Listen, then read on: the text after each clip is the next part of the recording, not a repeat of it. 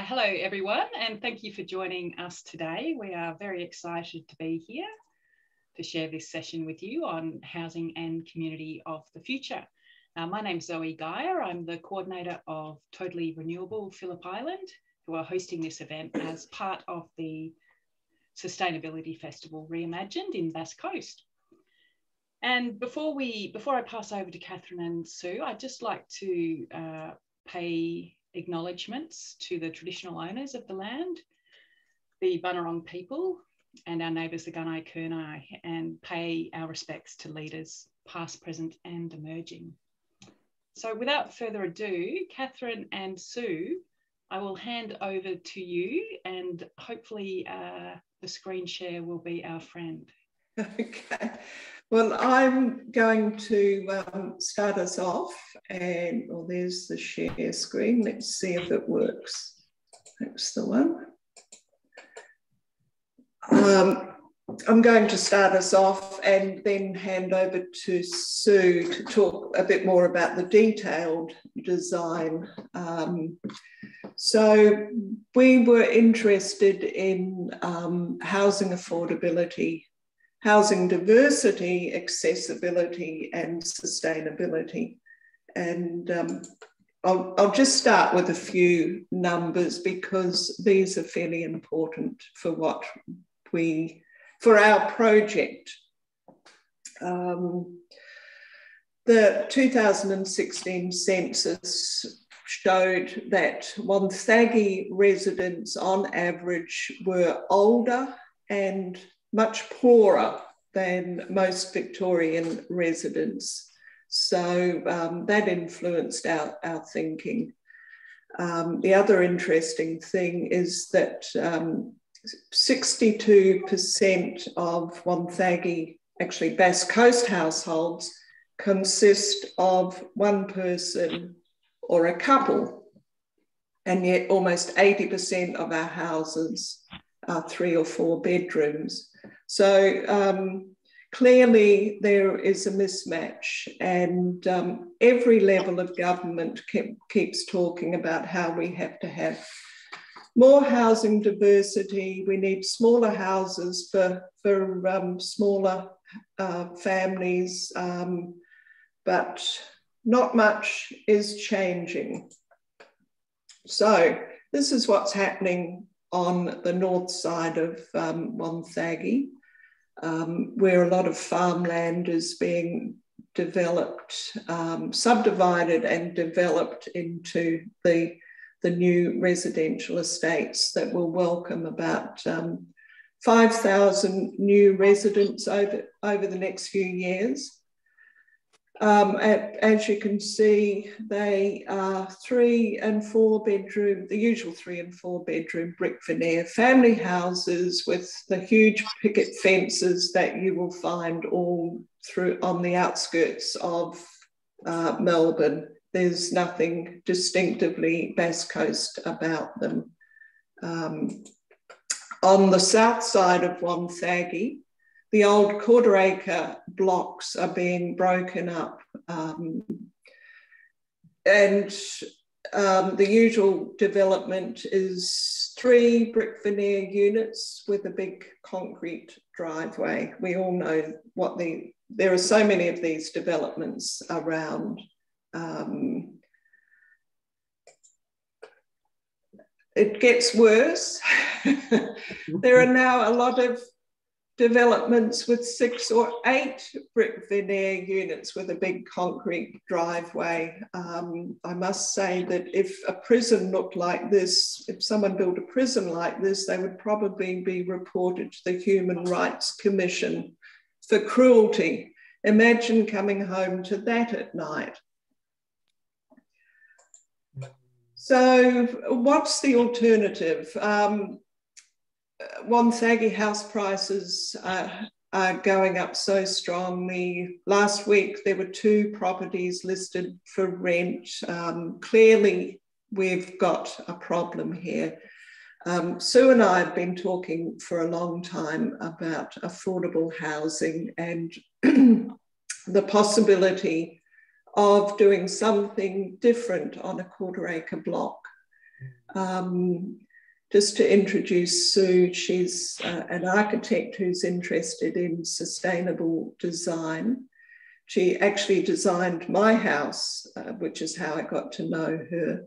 My house is a very small house of 80 square metres, but it actually doesn't feel small. It feels quite big to me because it's got high ceilings and verandas, and it's got the windows in the right places, and you know, I've got an outlook over bush, etc. So was really interested to work with Sue on a project like this. So we started looking for a suitable site. This was early last year, and at about the same time I got talking to my neighbour Raymond, who lives here, 104 Reed Crescent, just down the road, big block, 1,120 square metres, one old house, one resident. This is an old miner's cottage, which makes it sound cute, but it's not at all cute. It leaks, it's drafty, it's full of asbestos, it's got a lean-to bathroom and laundry. And Raymond had debated for many years whether to knock it down and start again or whether to renovate, but it's really past renovation and he doesn't have the money or the energy to rebuild. So Raymond mentioned to me that he'd been thinking of offering the back half of the section to a builder in return for building him a new house on the front. And bingo, it sounded as if here we were, we had a common aim. And Raymond has actually built a couple of houses, so he got very interested in the project. Raymond was really good to work with. He knows the stuff you shouldn't waste money on, so no sort of stone benches. A Bunnings bench is quite okay for him. What he wanted was somewhere warm, just sit in the sun and have a cup of coffee. He wanted the veranda on the current house to be replicated in a new place. So the plan was that we would build Raymond a new house at the front, pretty much in the same position, and build another 3 houses around that. Initially, we were thinking 3 houses altogether, but that didn't seem different or difficult enough. And then we contemplated 5, but that seemed a bit of a squeeze. So 4 seemed about right. It was difficult and challenging, and we wanted to set a challenge for Sue. One thing we all agreed on from the start, that long concrete driveway and the individual garages had to go. And once we got rid of those, it opened up all sorts of possibilities. We considered for a while whether we could dispense with car parking altogether, as has happened in some Melbourne developments. But that wasn't really feasible in Wonthaggi because of the limited public transport. So in the end, we decided that to push all the car parking to the front, into the setback area, which we had to maintain the setbacks anyway. So put it in the front there and landscape it and worked from that. So this is an aerial view of the block. You can see it's a big block. It's opposite a conservation reserve. It's only just over a kilometre to the CBD, schools, etc. So this was our blank canvas, and we handed over to Sue to come up with the solution. And this is what Sue ultimately came up with, and after many visions and revisions. So I'll hand over to Sue to talk about some of the issues, the things she had to solve, the difficulties, and what she was aiming for. Okay, thank you. I guess my priorities in the design side of things were, two things were really important, one of them being energy efficiency, and the other one was about creating community. In terms of the energy efficiency, I would love to see everybody on the planet living in a house that doesn't need heating and cooling. And it's actually, in our climate, it's quite easy to do. It's really not hard. With the first little house that we designed for Raymond, that got an 8.4 star energy rating without really even trying. My own house, which I built about 5 years ago, 8-star rating, and I almost never need heating in it, and I never need cooling. It's very, very comfortable to live in. And it's a pretty simple formula. You have most of your glass facing north, you have well-insulated walls, double glazed windows, a huge amount of insulation in the ceiling, and ideally some thermal mass, internal thermal mass walls if possible. I've got some rammed earth walls inside my house. And in the unit, the two back units, we've actually got a dividing wall between the two units, which would be either rammed earth or brick or something like that, some kind of mass wall. But alternatively, or as well as that, having an insulated slab on the ground gives you thermal mass, which stores heat. And what thermal mass does is it evens out the variations in temperature. So if you have a hot day and then a cold night, the thermal mass makes the temperature inside the building much more moderate. So it very slowly absorbs heat during the day and then very slowly releases it at night. So it evens out the differences between day and night temperatures. And our temperatures, our weather down here tends to be a bit like that. And especially in the summer, we get cooler nights with the sea breezes and you can get some really hot days. So that formula works really well. I remember many years ago going to it was about 25 years ago, going to an earth building conference, and there was an English architect there who described a house he'd built for his family, which had triple skin brick walls, which were, the two cavities were insulated. He had 500 mils of insulation in the roof. All the floors were concrete and all the windows were triple glazed. And he said that when there was snow on the ground outside, so temperatures outside were below zero, he said the body heat of 4 people kept that house at a constant 18 degrees and it didn't need heating. So that has really stuck with me, and I think we can do so much better with insulation. We're doing much better now than we used to, but I think we can still do better again. You know, we don't need to spend huge amounts of money on fossil fuels to keep our buildings warm and to cool them. So that's a really high priority for me, is that people don't have to spend money on electricity bills unnecessarily, but also just that houses are healthy, that we use natural materials, that the house breathes, that we're not using toxic materials that make people sick. In the past, I've worked with a building biologist and I've learned a lot from him. So you're just having, you know, houses that breathe and that have really good air quality. Houses that are small and simple and affordable is a really, really high priority.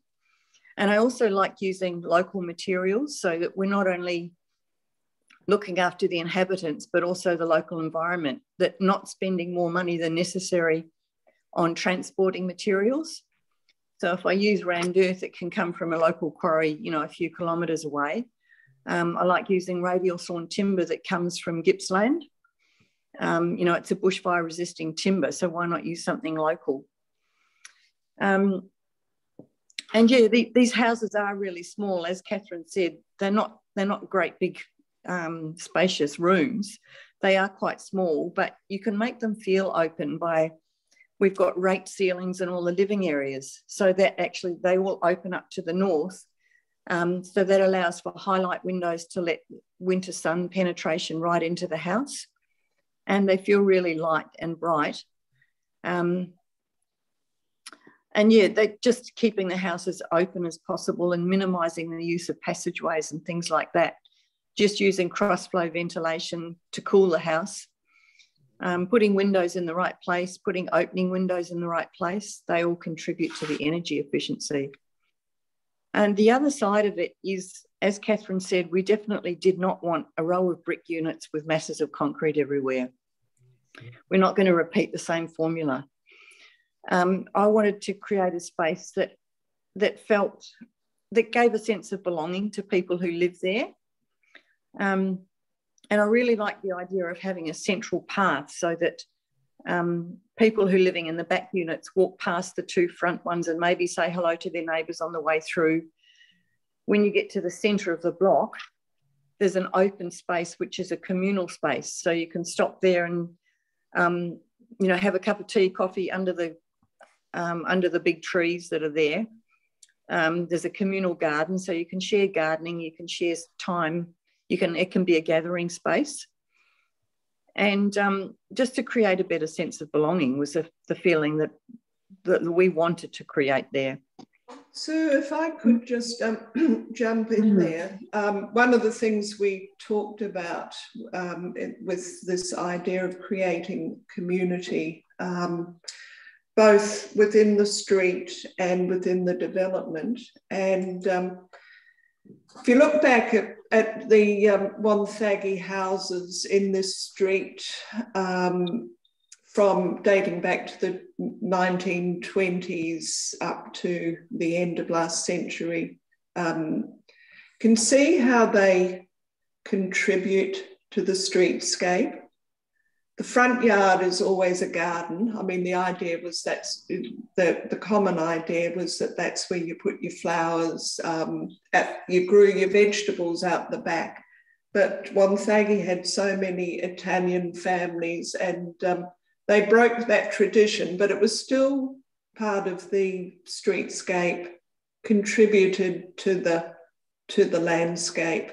Cars are parked out the front.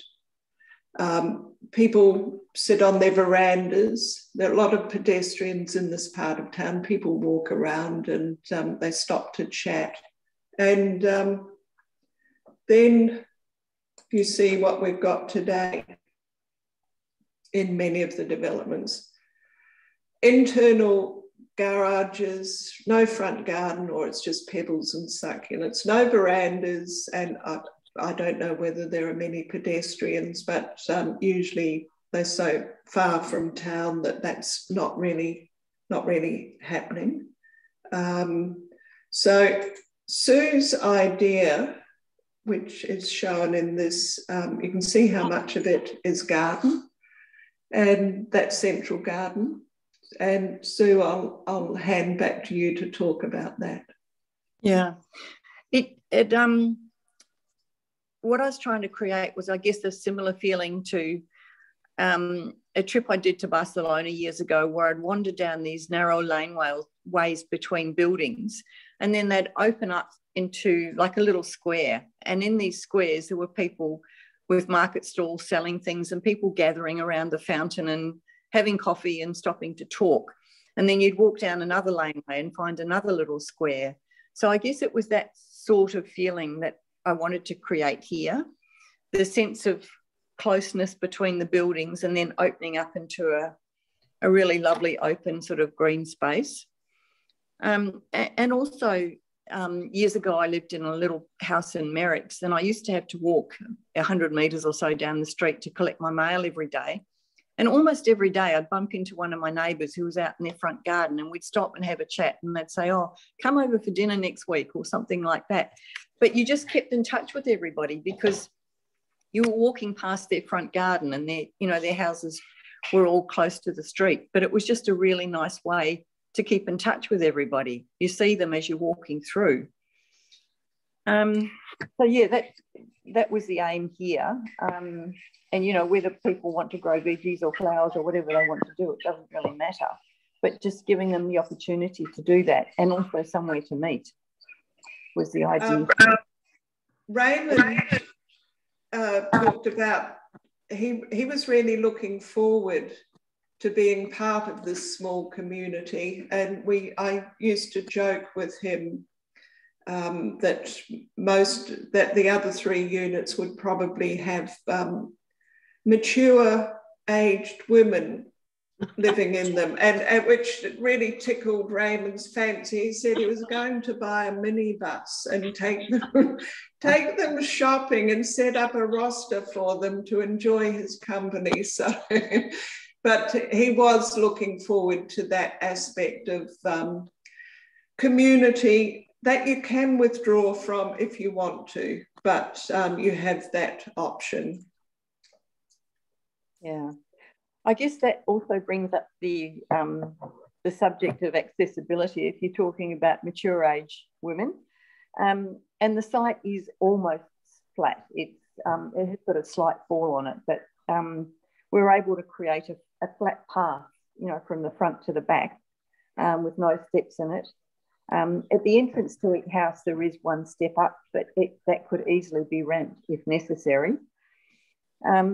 The spaces inside in the bathrooms and so on don't actually comply with the standard for wheelchair access, because that requires a lot of space, and we were very tight on for space. But those rooms are usable by people in a wheelchair. They just don't comply with the standard, because it would have taken a huge amount more space. And one of the constraints that we had to deal with is that once we got surveys and things done, we actually found that the site was a lot smaller than we thought, because on one side, somebody's shed had been built about 2 metres over the boundary, and we couldn't do anything about that. And then at the back, part of the block was actually in the middle of the laneway, so we lost another few metres there. So the site got smaller and smaller. And the whole thing was fairly tight. I would have loved to have a bit more space around each unit and a bit more communal area, but we had to work with what we had. So, that communal area doesn't have to be immense, though, to perform its function. Just some seats, some trees, a shady tree, and it's just a nice break between the units. And you'll notice the back bit where the 2 units are joined together. As Sue found out that we didn't have as much land as we thought, we had to offset those 2 back units. And it actually, strangely enough, it contributed. It made them better, I think, to offset them like that. Made them more individual. So the units were going to be built in basically the same materials, but they are all slightly different. The one bottom left is 1 bedroom. The others were all 2 bedroom. But actually, this is a summary of what we came up with at the end.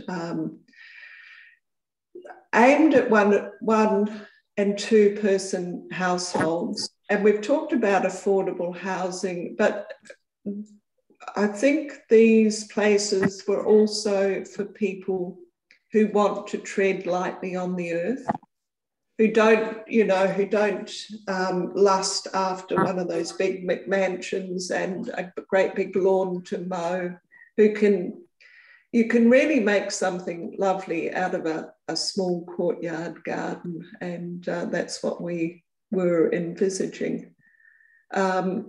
These were also really in accord with the neighbourhood character, very modest houses and very considerate of the neighbours, all single story, all away from the adjoining fences, and the landscaping was going to contribute to the streetscape. Well, now that's all good, but now I'm afraid we get to what happened. And it's not, we don't have a happy ending, and I'll explain a bit about what happened. When we started talking about the project, this block was worth about 300,000 at the most, probably less. The house was really just a knockdown.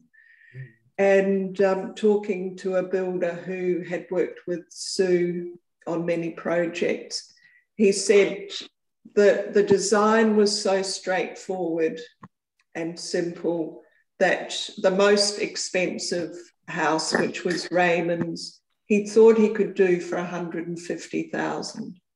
So we were looking at 600,000 maximum cost to build the 4. And then COVID struck, and Scott Morrison introduced his bonus for renovations and new buildings, and that didn't help things at all, because there was a great rush on building materials and builders. We had a lot of problems to solve in this project, and things happened very slowly, especially during the lockdowns.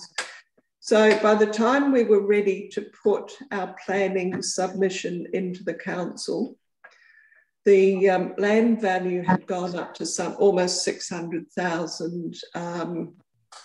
Our builder quoted us up to $1.1 million, and he wasn't even sure he could get the materials, and he didn't know when he could start. And the whole, the financial side of it, it was clear had completely changed. Initially, we'd been hoping we could sell these houses for 300,000, and by the end, we probably would have had to ask $500,000, and they were no longer affordable houses. And very reluctantly, we pulled the plug last month. We haven't completely lost hope that something might happen to these plans and someone else might be able to take them up. Maybe a housing group. There is the Housing Matters group, which is really interested in affordable housing projects, perhaps a housing cooperative. We are hoping that the council might be a bit more supportive of innovative projects like this that promote housing diversity. Our initial response from the council was fairly negative, and that was actually the last straw for us, the moment at which we decided the whole thing was really too hard. Once we withdrew the application, I have to say we were contacted by the council's head of planning, who told us this is exactly the sort of project the council wants to support. And who offered to help us get the project through. But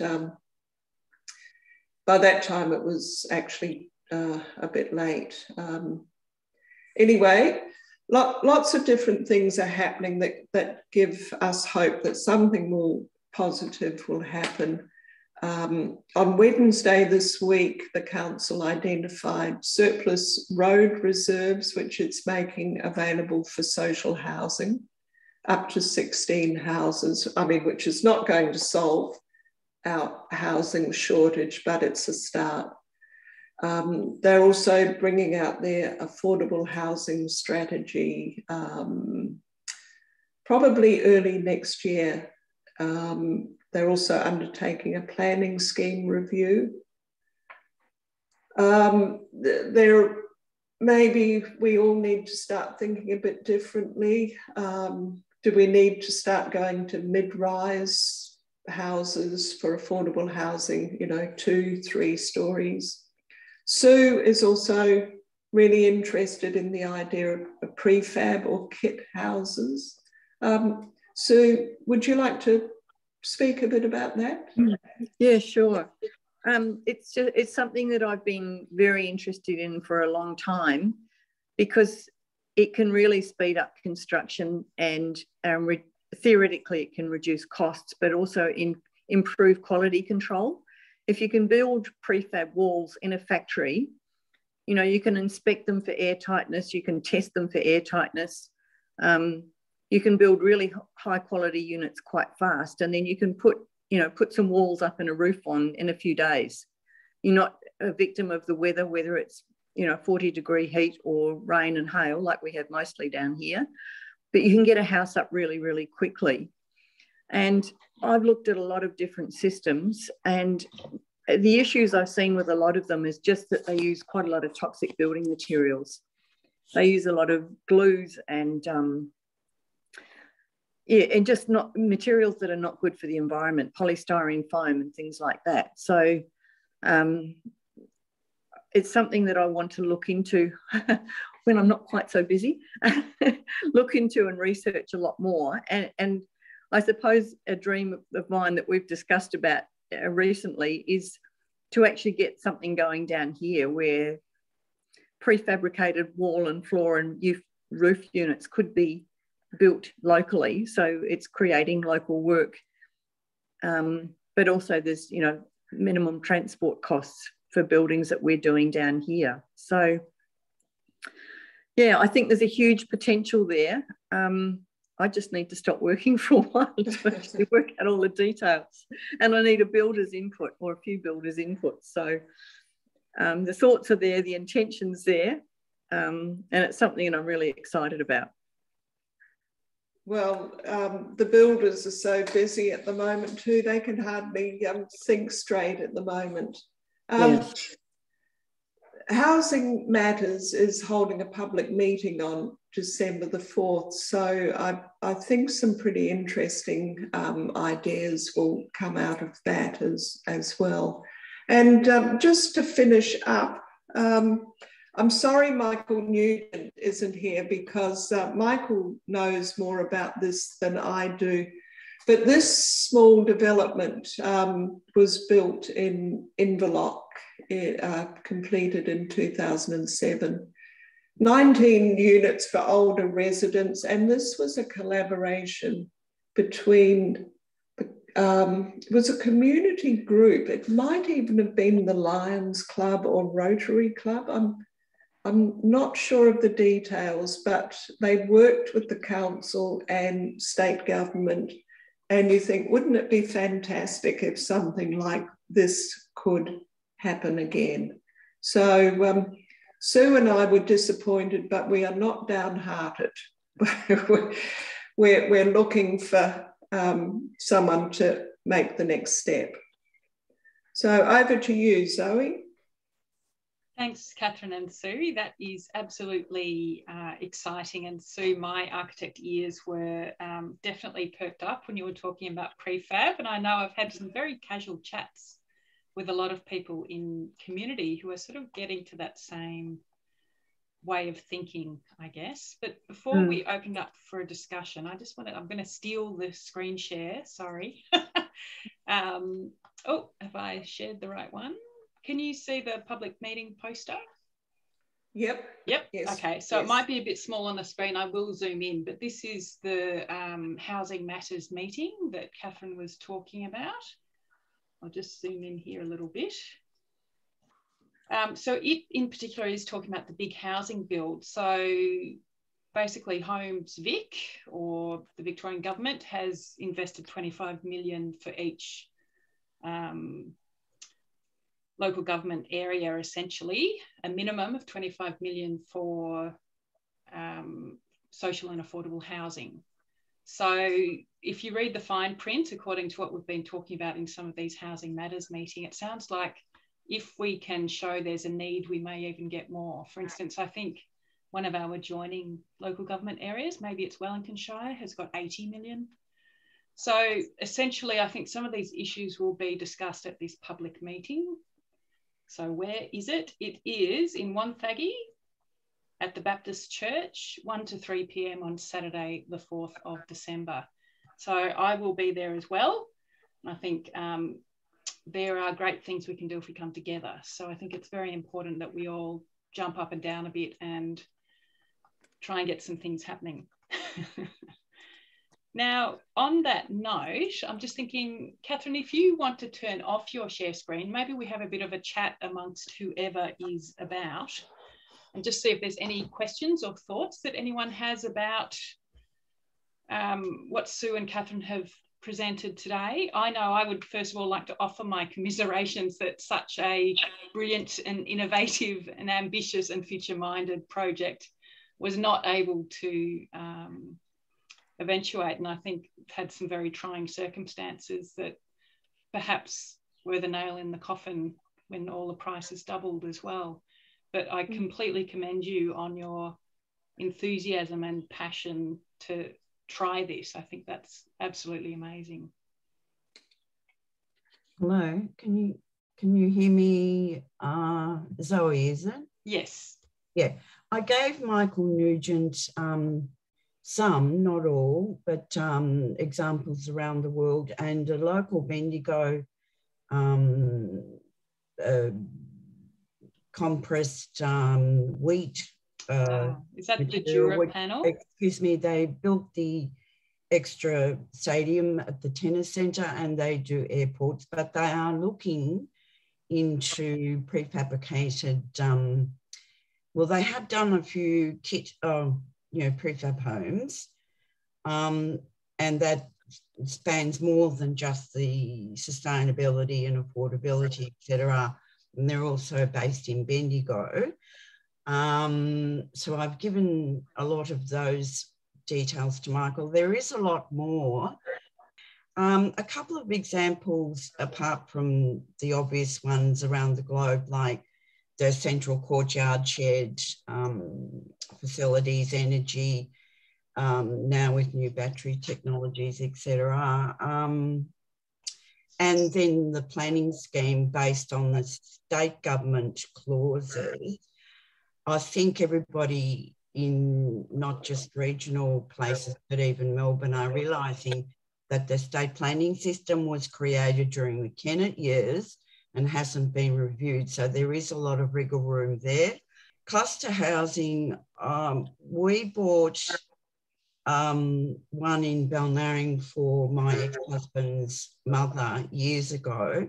So there are examples, and I just felt that a pilot scheme, a pilot site here would be very good, because until something is built or created, or a proposition, like an architect may build a model to take to council to show them in 3D about land use, because in Mexico City, in Barcelona, Italy, you have the maybe 6 dwellings or 3-story high apartments and the central shared space in the middle, because sometimes the streets get very noisy, particularly if tourism ever returns.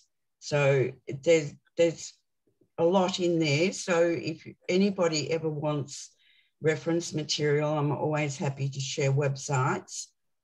Fantastic. Thanks, Gillian. That's amazing. I think that is part of the potentially the frustration of these challenges coming up, that it's been happening for hundreds of years around the world in very great ways of bringing community together and sharing spaces, and yet it's not something that's perhaps part of mainstream culture within Australia, and so as such it is more confronting to, I guess, our systems that assess what can and can't be built. One of the, oh, sorry. Yep. Oh, sorry. No, go on. I was just going to say, one of the disappointments for us in not being able to continue with the project. We hoped it would provide an alternative vision, because at the moment, nobody seems to be able to conceive of any other way of using the quarter-acre blocks than for those 3 brick veneer units. And there are so many quarter-acre blocks still where the houses have, you know, reached the end of their lives, probably. And developers just keep doing the same thing. And they think that's what people want, but people have so few alternatives. You know, they can't see an alternative. So if someone can do something like this, and then other people can start to do their own take on it, improve on it, you know, but it needs a few examples for people to see it working. Yeah, I think a lot of people don't know it's possible until they actually see it. So that was what we were trying to do, wasn't it? To give an example of a different way of doing things. Now, Christine, I have a feeling, yes, hand is up. I could sense you wanted to say something. Well now, Zoe, it's only been a week. I know. I was absolutely heartened, and I love the plans and the concept that you've come up with. Oh my God, I would love to fund it and get it going if I could. Like, that is exactly the way our communities need to move forward and have that companionship, the community, and a lower footprint in which to live in. Like, it is absolutely amazing. My aunt lives in Brisbane, and I'm looking at ways in which, you know, she can still continue to be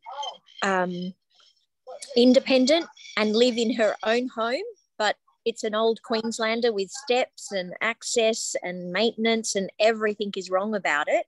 But the alternative for her is a unit that's horrible and going to fall apart in 10 years' time, that's in the suburb in which she lives. So to look at so many alternatives and your plans, I'd love to, talk to her further about, is there a way that we could, look at that for where she lives, because she doesn't want to relocate from her community either. And I love it. And then on a completely different note, I suppose with the way everything is going at the moment with us, with mandates and looking at vaccines for children and things like that, within our community, we're all, saying we all live independently. We need to start sharing and pooling our resources so we can be totally more self-sustainable and resourceful, and, living not in a living as a community where we have shared land, shared veggie gardens and orchards, and, childcare and all of those things that are so good about having intergenerational communities living together. So I suppose within our community, there's a lot of us already looking at creative ways that we do that as well. And I think the interesting thing, thanks, Christine, that's fantastic. I think one of the interesting things is it doesn't take much. Like, I know when I was in my early 20s, 2 of my co-workers got together with another friend and bought a property in inner Melbourne together, and then sort of co-shared it and then subdivided it so they had their own dwellings. But that was the only way they could get into the market. And I didn't, and I'm still renting, But I think there's huge power and huge promise in people coming together to do things. So, for instance, one block to do a development like this, if there were 4 or 5 people involved in helping to fund it, if the number crunching could work, who knows, there's so many feasible ways that a project like this could be done very affordably. And essentially, it's the equivalent of one person living in that house versus 4 families. And I always think, like, I'm a single mum as well, and just those early years, luckily my daughter's getting old enough now, but that expression that it takes a village to raise a child, and let alone a single parent trying to raise a child in an area without community is very challenging. So just that idea that we completely need each other for support and for caring and for vegetable drops. And I think that particularly has been highlighted with COVID, where there have been people who haven't been able to go and do their shopping, and luckily neighbours step in and help out, which is great. But I think more and more we need to realise that we do need community and we do need to live together. And really that example, Catherine, that you showed of the closed garage, what we're building now, that really only started in the 80s. And we went more and more from living together to this idea. And there's a great video on the ABC, I can't remember what it's called, but it's a documentary about this, that we drive home in our cars, into our garage, shut the roller door, go straight into the house. You never meet anyone, you never talk to anyone, and you live this really internalised life. And I think that was probably systematic of the 80s sort of commercialised, materialistic society, and yet we haven't moved on from that. Yes, thanks, Christine. That's how I feel. Anyway, I will stop talking because I talk too much. Does anyone else want to say anything? I'd like to say, Christine, thank you for your comments. It was really lovely for Sue and me to hear that, because we were very fond and proud of our project. And I think Zoe's idea that 4 or 5 people could do something like this is also a really interesting one.